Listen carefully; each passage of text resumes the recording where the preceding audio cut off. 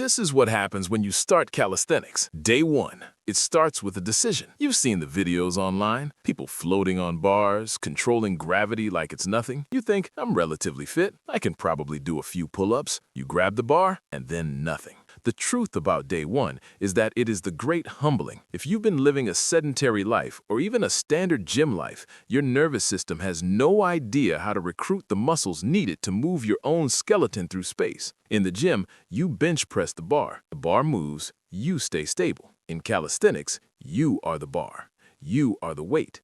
And your body doesn't like being unstable. On day 1, you will likely fail. You might do 3 terrible push-ups. You might hang from a bar for 10 seconds before your grip gives out. You might attempt a negative pull-up, jumping up and lowering yourself down, only to collapse in a heap. But here's the secret nobody tells you. Day 1 isn't about the workout. Day 1 is about starting. It's about swallowing your ego. It's about realizing that your body is a machine you've forgotten how to drive. By the end of day 1, you're sore, your forearms burn, your lats feel like they've been stretched on a rack.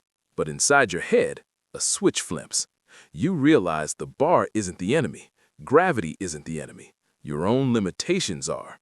1 week, 7 days in, the soreness hasn't gone away. It's just moved to muscles you didn't know existed. Your rhomboids, your serratus anterior, the stabilizers in your wrists. Week 1 is the neurological adaptation phase. You aren't actually gaining much muscle yet. What you're gaining is connection.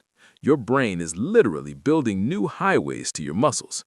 Movements that felt impossible on day 1, like holding a hollow body position or doing a scapular pull-up, start to feel familiar. You'll notice something strange by day 5 or 6. You start fidgeting. You start looking at the world differently. You walk past a scaffolding beam and think, I could probably hang from that. You see a park bench and think, perfect for dips. Calisthenics isn't just a workout. It becomes a lens. It changes how you perceive architecture and your own body's potential. But week 1 is also the danger zone.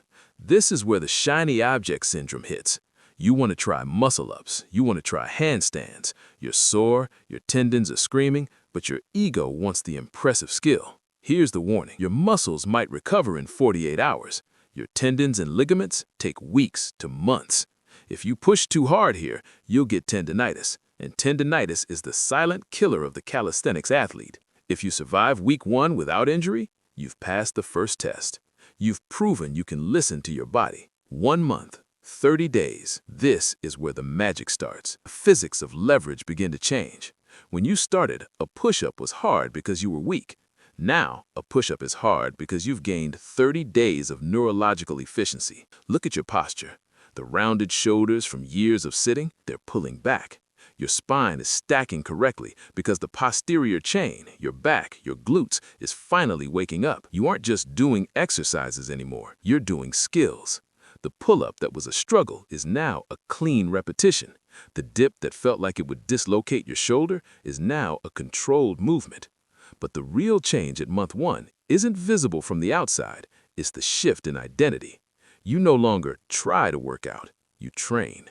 You've learned about progressive overload. You've learned that to get stronger, you don't add weight plates. You change the angle.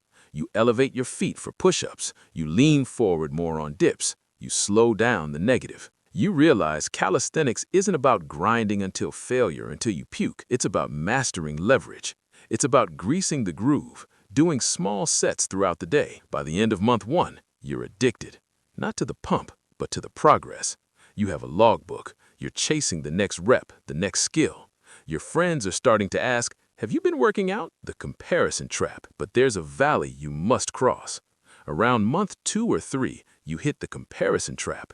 You've been training hard. You can do 10 pull-ups. That's incredible. Statistically, you are stronger than 95% of the population. But you open social media and you see a 15-year-old doing a one-arm handstand push-up. This is where 90% of people quit. They look at the mountain peak, the planche, the front lever, the Maltese, and they feel small. They ask, what's the point? I'll never be that strong. But here is the philosophy shift that separates the dabbler from the athlete. In calisthenics, the only competition is time. You aren't training to beat the guy on YouTube. You're training to beat the version of yourself from yesterday. The reason most people never achieve the elite skills isn't a lack of talent, it's a lack of patience. They quit during the boring part, the basics. 1 year, 365 days. If you made it past the comparison trap, if you survived the tendinitis scares, if you stuck to the basics and built a fortress of strength, welcome to the new you. Physically, you haven't just built muscle, you've built a suit of armor. Your body fat is lower, not because you dieted aggressively, but because you are moving a massive amount of volume. Your resting heart rate is likely dropped by 10 to 20 beats per minute. But more importantly, your bone density is higher. Your tendons, which were the weak link on day one, are now steel cables. You future-proofed your body against osteoporosis and arthritis. And the skills? You might have the muscle up. You might have the handstand. You might be holding a straddle planche for a few seconds. Or maybe not, and that's okay. Because the real transformation of 1 year isn't the skills you unlock, it's the resilience you forged. Calisthenics teaches you something that weights cannot. When you use a barbell, the bar fails, you re-rack it. When you do calisthenics, you fail, you fall. And after 1 year, you have learned how to fall. You have learned that failure is just data. Your relationship with gravity has changed. You are no longer a slave to it. You have learned to manipulate it. So what happens if you start calisthenics? In 1 day, you realize you're weaker than you thought, but braver. In 1 week, you learn the difference between ego and strength. In 1 month, you fall in love with the process. And in 1 year, you realize you haven't just changed your body. You've remembered what it feels like to be human, to move, to fly. Gravity isn't a limitation. It's the only resistance you'll ever need. So what are you waiting for? Go find a bar. Go touch the floor. The journey starts now.